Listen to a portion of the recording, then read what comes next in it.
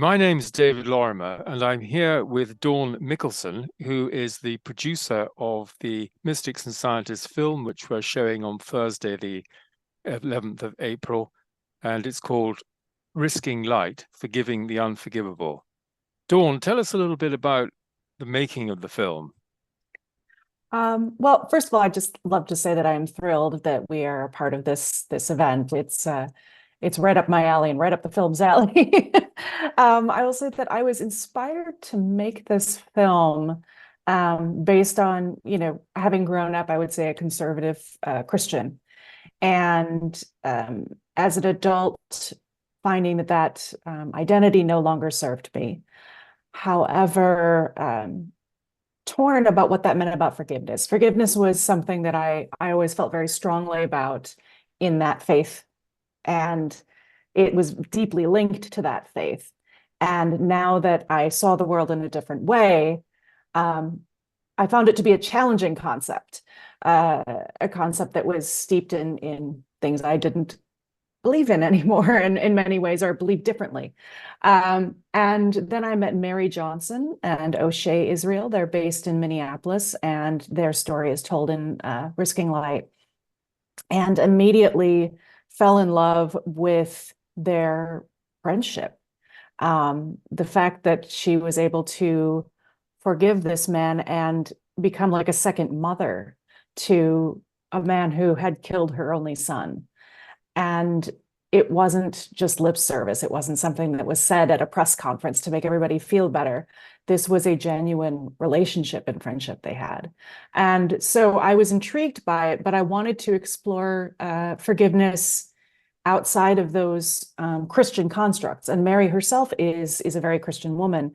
And so I started exploring, what does it look like in other religious and non-religious settings, and learned of Ki Long Ung and his story in Cambodia, and he is not Christian. And then eventually Deborah in Australia, who identifies as atheist, or did identify as atheist. And all three of those stories, again, people who've experienced these profound life-changing traumas, who somehow found their own healing through forgiveness. And so that was where how the film came together, and it's their stories intertwined to kind of compare and contrast those life experiences and seek to find that universal thread and what ties them all together. Yes, I think that's quite extraordinary, as our viewers will find out when they see the film.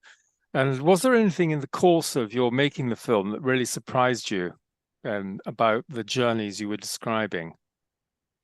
Um, I think I don't know if it was so much of a surprise as it was a confirmation that forgiveness, particularly in cases like this, is a long process. And I think that typically when stories like this are told, particularly Mary and O'Shea, after we started filming them, ended up kind of becoming big in at least the US press for a while. There was this burst of interest in them. And because of, the challenges of television news and the news cycle, their story was always told as I just did.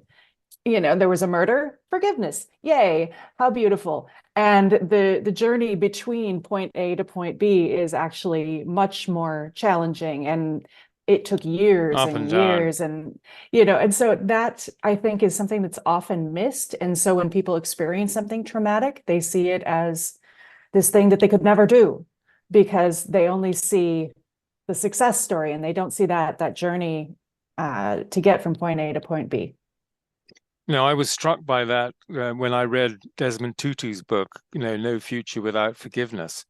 And it doesn't all happen at once, as you say. It's a process that you have to dig very, very deep into yourself in order even to be able to conceive of moving to that position. Absolutely. And I think that sometimes you can think you have forgiven and then discover that there are other elements of that experience that pop up, and you're like, oh, nope, I'm not done. I'm not done with that work. And so, it's often a dance that you choose to take in order to find that peace. Yes, I wrote a poem about this topic quite recently, and I called Jesus's Sermon on the Mount "Impossible Wisdom." And of course, it is possible, or but it's very, very hard to apply. I'm really looking forward to our discussion. I'm looking forward to people's responses to your film.